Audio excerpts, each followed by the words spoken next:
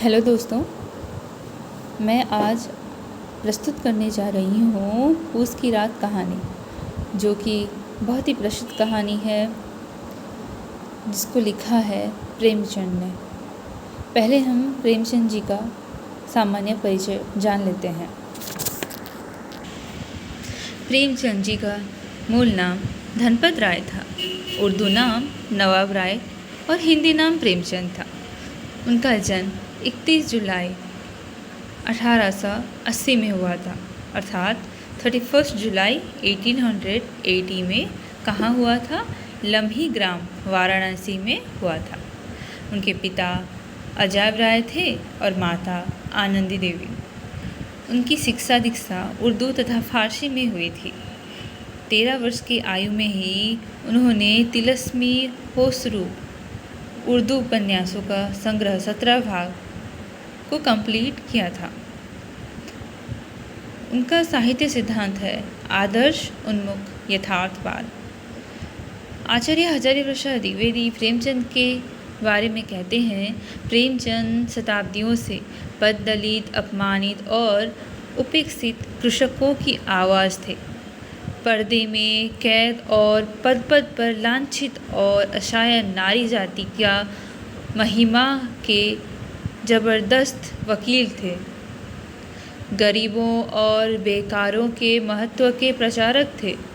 उत्तर भारत की समस्त जनता के आचार विचार, भाषा, भाव, रहन सहन, आशा निराशा, सुख दुख और सूझबूझ जानना चाहते हैं, तो प्रेमचंद से उत्तम परिचायक आपको नहीं मिलेगा। अर्थात उत्तर भारत की समस्त जनता के आचार विचार, भाषा, भाव, रहन सहन, आशा निराशा, सुख दुख और सूझबूझ को जानना चाहते हैं, तो प्रेमचंद से उत्तम परिचायक आपको नहीं मिलेगा।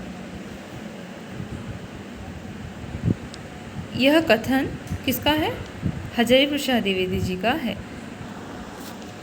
युग दृष्टा और उपन्यास सम्राट प्रेमचंद के साहित्य की मूल चेतना समष्टिगत और यथार्थवादी है। इसके साथ ही मनुष्य में छिपे मानवत्व, प्रेम तथा दया, करुणा, सहानुभूति, परोपकार जैसे उदात्त वृत्तियों में प्रेमचंद की पूरी निष्ठा है। अतः प्रेमचंद का व्यापक यथार्थबोध उनके यथार्थ और आदर्श के समन्वय की चेतना है। आदर्श और यथार्थ के समन्वय की यही चेतना उनके संपूर्ण कथा साहित्य में अद्भुत हुई। उनकी कहानियों के सभी तत्वों में यह व्याप्त है। प्रेमचंद कथा साहित्य की पृष्ठभूमि अत्यंत व्यापक है। हिंदी के किसी कहानीकार ने इतने व्यापक फलक को नहीं अपनाया। इनके पात्र, घटनाएं, कथ्य सभी कुछ विविधतापूर्ण है। उन्होंने कहानियों में सामाजिक, पारिवारिक, राष्ट्रीय, व्यक्तिगत सभी समस्याओं का चित्रण किया है। सत्याग्रह, विचित्र होली, भाड़े का टट्टू, ब्रह्मा का स्वांग, पंडित मोटे राम शास्त्री, ठाकुर का कुआं, मंदिर, वैश्या, 2 कब्र, दरोगा जी, दूसरा विवाह, सदगति, परीक्षा जैसी कहानियाँ उनके वस्तु जगत और भाव जगत दोनों की व्यापकता का बोध करती हैं। अच्छा, यह था प्रेमचंद का मूल व्यक्तित्व और कृतित्व कथा साहित्य से संबंधित। अब हम देखेंगे पूस की रात कहानी का मूल भाव। जैसे कि प्रस्तुत कहानी प्रेमचंद की कला के उत्कर्ष काल की कहानी है। कहानी ग्रामीण अंचल की है। गरीब किसान हल्कू ने एक एक पाई जोड़कर कंबल के लिए 3 रुपया बचाए, परंतु अचानक सहना ने आकर अपने कर्ज का तकाजा किया और उसकी पत्नी मुन्नी की असहमति पर भी उसने वे रुपया सहना को दे दिया। उस समय वह दीनता के भार से दबा जा रहा था। पूस की रात थी। हल्कू अपने कुत्ते जबरे के साथ खेत पर पत्तों की छतरी के नीचे ठंड से कांप रहा है। 8 बार चिल्लम भी पी चुका है। पूस की रात की कड़ाके की सर्दी पर उसका भी कोई असर नहीं हुआ।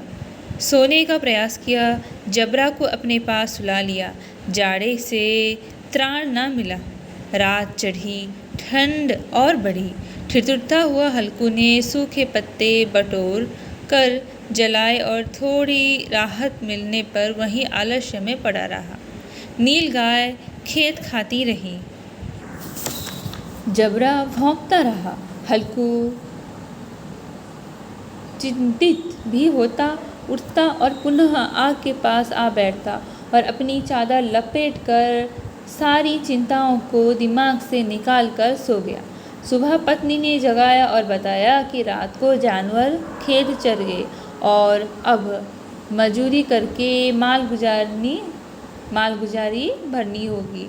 उत्तर में हल्कू प्रसन्नता से कहता है, रात के ठंड में यहाँ सोना तो ना पड़ेगा। कहानी इतनी ही है। प्रस्तुत कहानी प्रेमचंद की उत्तरकालीन कहानी है, जब उन्होंने कफन जैसी कहानियाँ लिखी थी। इसका प्रकाशन कब हुआ था? 1930 में। किसका? फूस की रात कहानी का। अपने इस काल में प्रेमचंद ने श्रेष्ठ कलात्मक और मनोवैज्ञानिक अनुभूति के धरातल की कहानियाँ लिखी थी। कहानी का कथानक संक्षिप्त और अत्यंत गढ़ा हुआ है। मनोवैज्ञानिक बिंदु ही संपूर्ण कहानी का सूक्ष्म रेखा बनकर चला है। कहानी के आरंभ में हल्कू और मुन्नी का वार्तालाप कथा की समस्या का संकेत होता है। खेत का भयंकर कष्ट मनोवैज्ञानिक बिंदु का विकास करके मस्तिष्क उससे मुक्त होने की चिंता में अपनी हानि लाभ की चिंता से मुक्त हो जाता है। हल्कू का अंतिम वाक्य, रात की ठंड में यहाँ सोना तो ना पड़ेगा, मनोवैज्ञानिक सत्य का उद्घाटन करता है। इस कहानी में प्रेमचंद आदर्श और यथार्थ से मुक्त निम्न वर्ग के चरित्र की मनोवैज्ञानिक पृष्ठभूमि को उपस्थित करते हैं। हल्कू की एक एक कमजोरी और मजबूरी उसके वर्ग के व्यक्तित्व का प्रतीक बनकर सामने आता है। हल्कू के माध्यम से शीत के भयंकर कष्ट और उससे मुक्त होने की संभावना, सारे कष्टों के सामने तुच्छ समझने वाले मानव स्वभाव का मनोवैज्ञानिक चित्रण इस कहानी में हुआ है। जाड़े में ठिठुरने का यह कष्ट मालगुजारी अदा करने और मजूरी करने के कष्ट से कहीं अधिक असह्य है। शैली और भाषा की दृष्टि से भी इस कहानी में प्रेमचंद की कला का उत्कृष्ट रूप दिखाई देता है। शिल्प विधि में पूर्ण संयम और गठन का सौष्ठव इसमें परिलक्षित होता है। इस कहानी में प्रेमचंद मानव के अंतर्मन के जागरूक दृष्टा और शिल्प हैं। उनकी यह कहानी संसार प्रसिद्ध कहानियों में आती है। अच्छा, हमने अब क्या पढ़ा? अभी क्या पढ़ा? फूस की रात कहानी का मूल भाव, मूल सारांश जो पढ़ा। नेक्स्ट क्लास में हम मूल कहानी को पढ़ेंगे। तो तब तक के लिए मैं आपसे विदाई लेती हूँ। धन्यवाद।